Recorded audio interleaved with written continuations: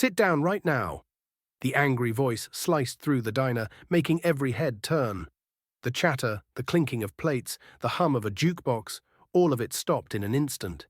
Near the corner booth, an elderly woman sat trembling, her frail hands clutching a napkin like a shield. Towering over her was a man in a worn leather jacket, his face tight with anger. She didn't respond, only stared at the table, her eyes wide with fear. Before we dive into the story, drop a comment and let us know where you're watching from. We love hearing from you. All right, let's jump in. At the counter, a young Marine in uniform lifted his gaze from his coffee. His German Shepherd, resting at his feet, immediately sensed the tension and raised its head. The Marine's focus locked on the woman. She raised one shaking hand, barely noticeable, and tapped twice on her coffee cup. Two soft, distinct taps, a message only someone trained to notice would understand. The Marine's posture straightened. That was no random movement. It was a silent call for help. He stood up quietly, his boots firm against the tiled floor, and started walking toward the booth. The man in the leather jacket turned, his voice sharp with arrogance, telling the Marine to stay out of it. But the Marine's calm, steady gaze didn't waver. He simply asked if the woman was all right. The woman's lips trembled as she shook her head. Her eyes pleaded for help without saying a word. The Marine placed one hand gently on the leash beside him, feeling his dog tense with readiness. His tone stayed calm but firm as he told the man to step away.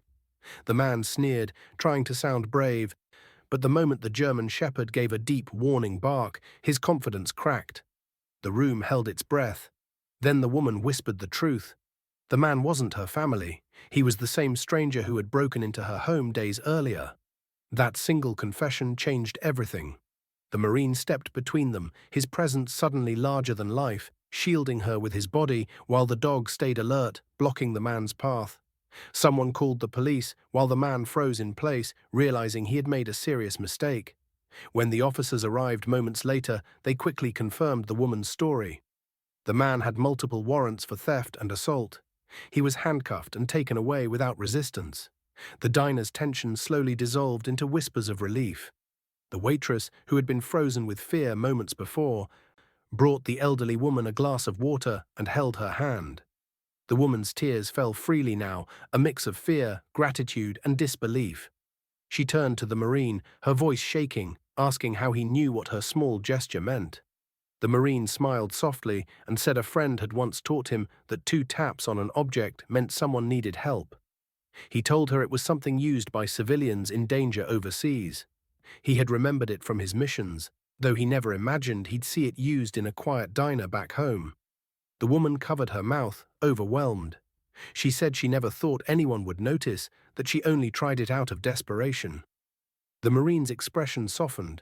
He told her someone always notices, you just have to believe the right person is nearby.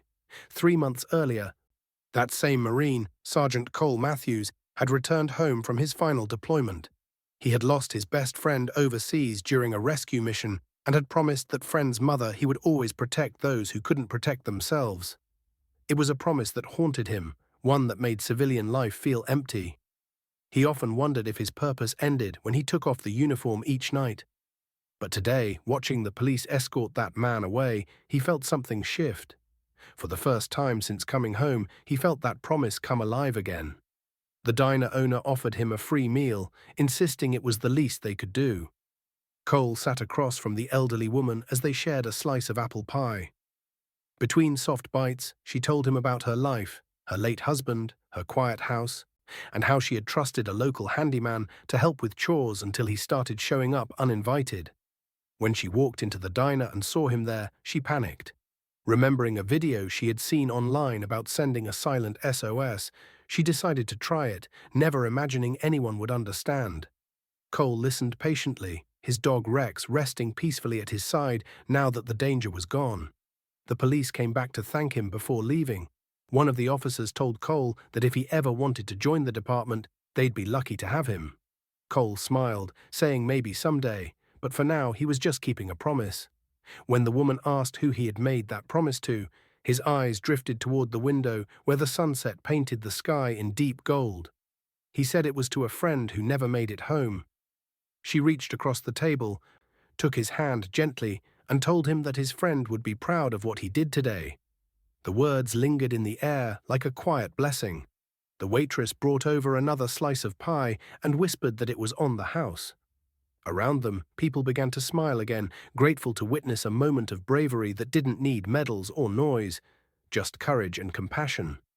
As Cole stood to leave, the elderly woman's voice trembled again, but this time it wasn't from fear. She thanked him for giving her safety, for reminding her that good people still exist.